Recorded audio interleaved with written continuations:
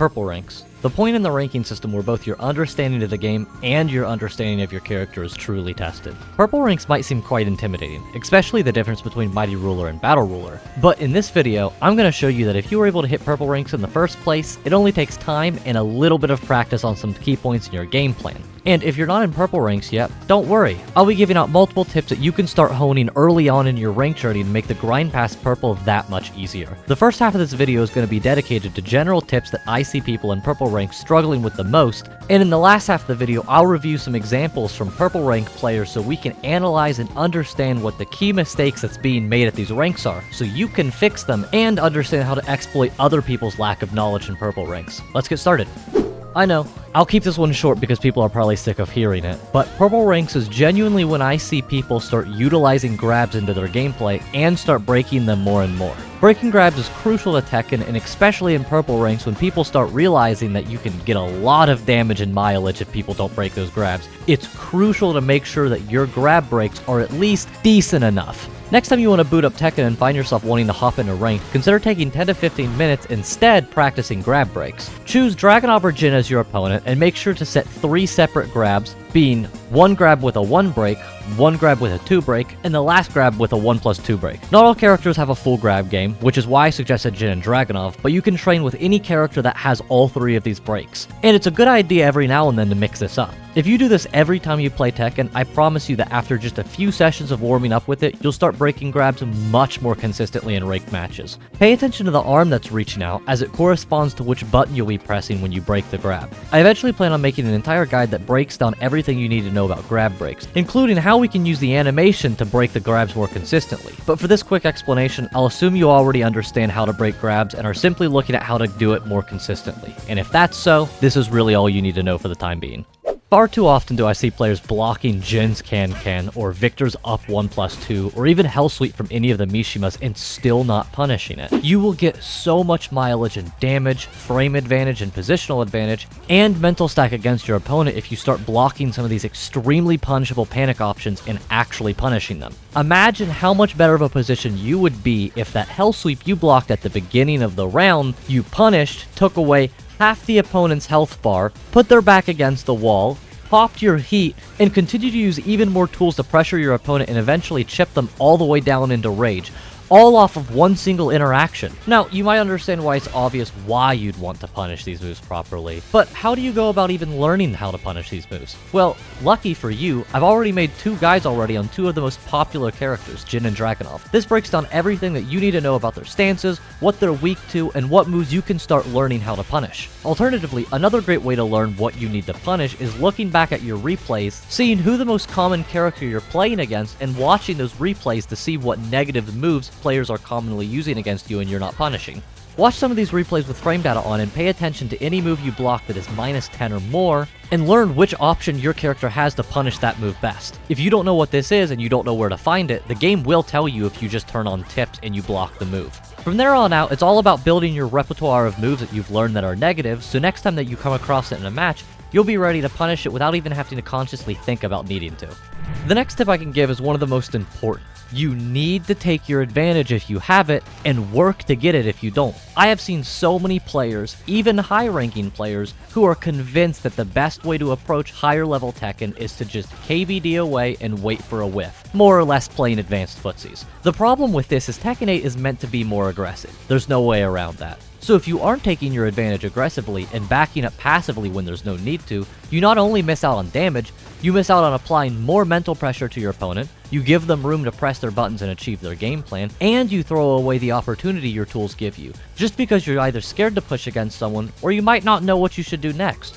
Both of these problems will absolutely be solved as you play more, but a quick way to start building confidence and understanding what you should be doing next is consider to play more proactive. paying more attention to what your next game plan is, and if you start a match against your opponent and zone out for the first round, you've lost an entire round of knowledge your opponent has given you for free that you could have used to start planning your approach roll for the next round. Maybe your opponent keeps doing the same flowchart over and over, and if you're not being proactive or paying attention to what your opponent's doing, you might not be ready to punish that flowchart, or even be aware that they're flowcharting in the first place. Being consciously aware of what is happening during the match is genuinely something that players have to learn as they grow their understanding of the game, and is key to improving quickly. For the final tip before we go ahead and do some VOD reviews for players at purple ranks, I wanted to quickly say that playing against higher ranked players, being a friend, or even somebody in quick play, is insanely crucial to understanding a character at a higher level, and experiencing what it would take to get that rank of the opponent that you're fighting. I feel this tip alone has helped me the best, getting first to 10s or even first to 20s with God of Destruction players, tournament level players, and even friends in Bushin and Tekken King. It gives me a greater understanding of what's demanded of me at those ranks, so I can watch my replays and learn from the mistakes I was making. Maybe you play too passive, or maybe you're using moves that are risking too much and are launch punishable and block.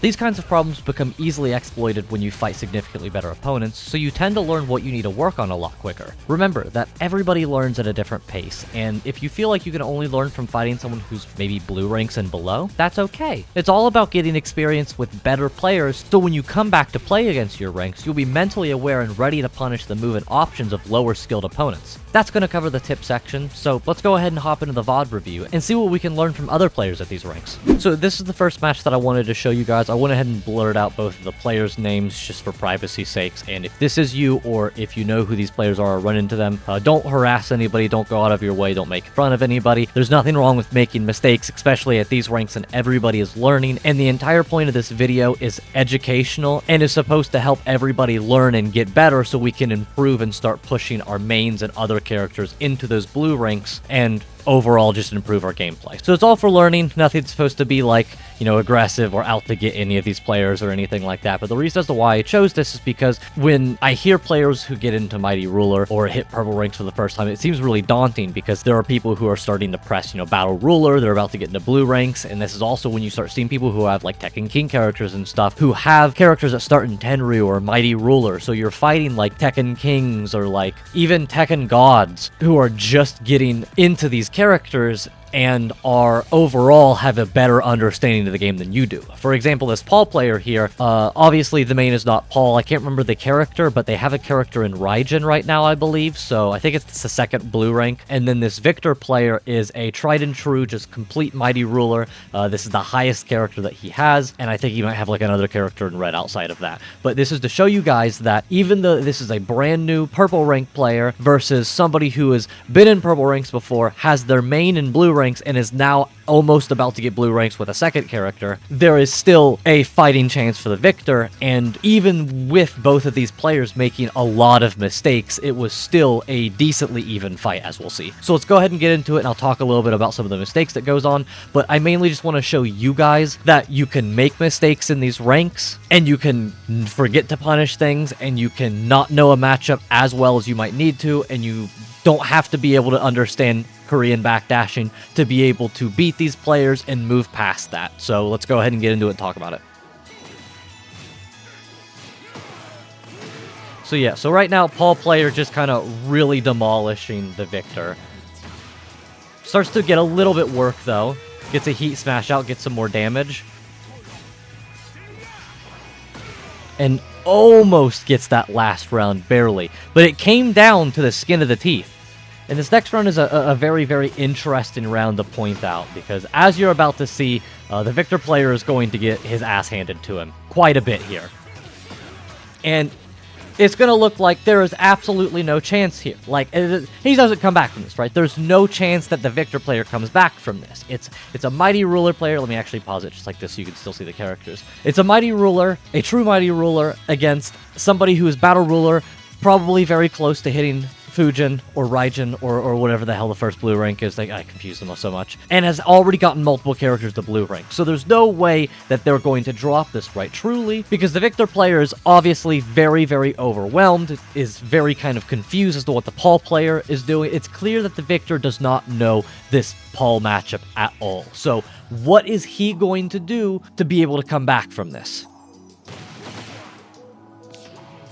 Okay, instantly goes into Rage Art after a counter hit, which is interesting. Or not a counter hit, I think it's just a Wild Rising launcher. I don't know Victor too well. But anyways, he gets a lot of damage out of it, which is great. So he's down pretty low. He's gotten Paul pretty close as well, and they both have heat. But there's an interaction coming up here that I really want to talk about, because I feel like this really kind of encapsulates purple rank energy and really how kind of not serious this rank is and why you really shouldn't be afraid too much of trying to get out of it.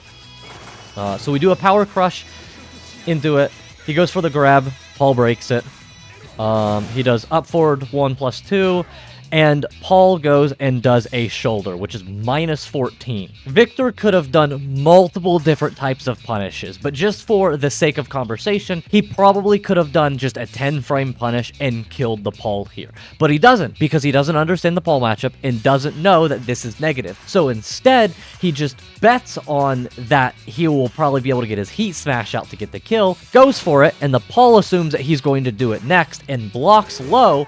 And even though the Paul is +15 and could win the round back from this experience, he just doesn't punish it and walks back and gets hit by it. And I feel like this is a very, very important round to talk about, because like I said before, it really kind of encapsulates how both of these players are. One, the Paul was able to get a fantastic lead, and overall has not been a horrible player when we've been watching him. And even though the Victor player clearly doesn't understand the Paul matchup and got a little overwhelmed the first match, and even the second round, he was still able to make a comeback, made a couple of good choices that led him to get really close and inevitably got the round. Even though both of them made severe mistakes that could have won them the game each way quicker, the Mighty Ruler player came out on top because, at a baseline, the difference in skill levels at a flat rate between both of these two players is probably the Paul player is a significantly better player. Significantly better. But with Paul learning a new character, and any sort of delay that might be happening in the ranked game, and the fact that it's ranked and all of the mental stack and pressure that comes into the fact that you're wagering points means that everybody's skill level comes down just a little bit. So when you throw in this mental stack and this mental pressure and this problems with the nerves that everybody is experiencing, it kind of starts to become clear that everybody's kind of a little more on an even playing field.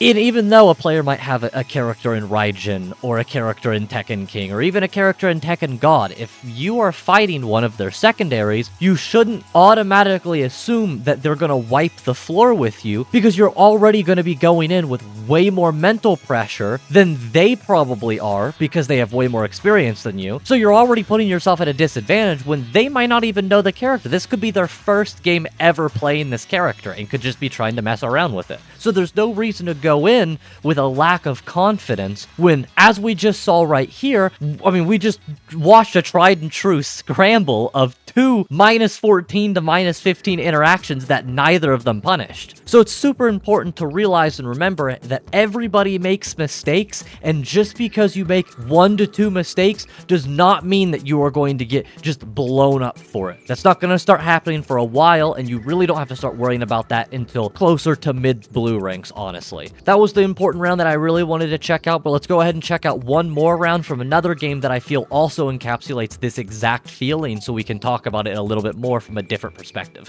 So we're over here on the final round that I wanted to show you guys, and there's not really anything that I want to show you in the sense of things that you need to learn, but more so just show you that you don't have anything to worry about when you're fighting at these ranks. So fight with the confidence like you think you're better than everybody.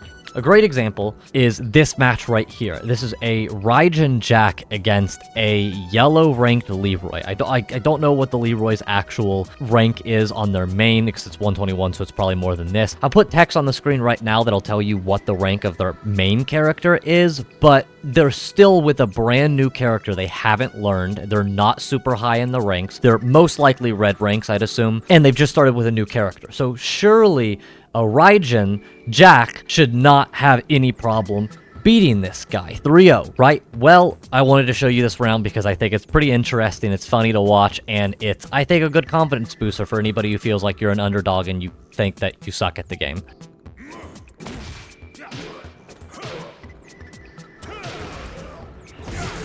Just multiple instances of guessing correctly.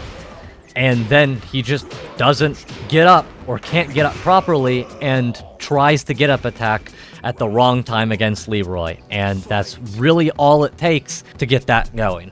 I wanted to leave you guys with that food for thought to kind of think about that. If you enjoyed this video and you want to see more content like it, consider liking, subscribing, and commenting down below what else you'd like to see. Like I said before, I've already done a Jin and Dragunov guide, but if you'd like to see any other characters specifically, or if you have any mechanics that you'd like it explained and fleshed out in a video, let me know down below and I'm happy to consider making a video on it. Until then, guys, as always, thank you so much for the support. I really appreciate it. Bear with me with these next couple of videos as I'm transitioning through college and everything like that. It'll be a little more difficult to get consistently good footage, but I wanted to talk about this because in the next couple of days, I will be going ahead and grinding through purple ranks finally. I know I can do it. I just haven't had the free time to get through to it. So I wanted to go ahead and give you guys the tips that I'm going to be using myself to get through it. And once I do get through it, I'll go ahead and make a video wrapping everything up with my thoughts on it and give you some good reviews of gameplays of what I was doing, what I was thinking, and how I was approaching games. So if you guys would like to see a breakdown of some of my matches in purple ranks as I was getting to blue ranks, also let me know down below. I'm happy to make a video on that. But until next time, guys, again, thank you so much. I really appreciate the support recently. I love you guys all. Thank you so much, and I'll see you in the next one.